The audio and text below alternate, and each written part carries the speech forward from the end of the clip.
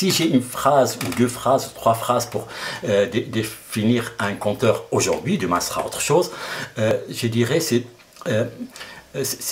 un amoureux éternel.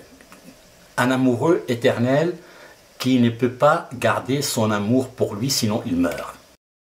Un des premiers arts que les hommes ont fait sur Terre, c'est raconter, pour expliquer ce qui se passe autour d'eux. Et c'est comme ça qu'ils ont créé les premiers contes. Et certains contes datent d'il y a très très longtemps, et s'ils sont encore là aujourd'hui, c'est qu'ils ont quelque chose d'universel. Sinon les contes disparaissent.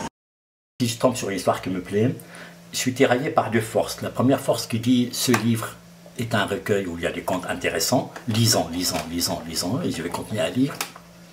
Et la deuxième force qui me dit, tu as trouvé une perle, ferme le livre, ne va pas plus loin et déguste ta perle. Vis avec ta perle, rêve ta perle, vois un peu si cette histoire vraiment va devenir la tienne ou pas, et là je vais passer. Et en général, il peut y avoir des descriptions, mais en général, je gagne toujours le côté où on dit, vis ton amour avec cette histoire-là pleinement avant d'aller chercher d'autres amours dans ces recueils que tu as en main. Mon travail principal, c'est justement de trouver des histoires traditionnelles qui me touchent. Moi, je pars du traditionnel à chaque fois. Et dans l'idée de transmettre. C'est ce qui m'intéresse. C'est ce que mon père a fait avec moi et c'est ce que j'espère faire avec les gens qui écoutent mes histoires.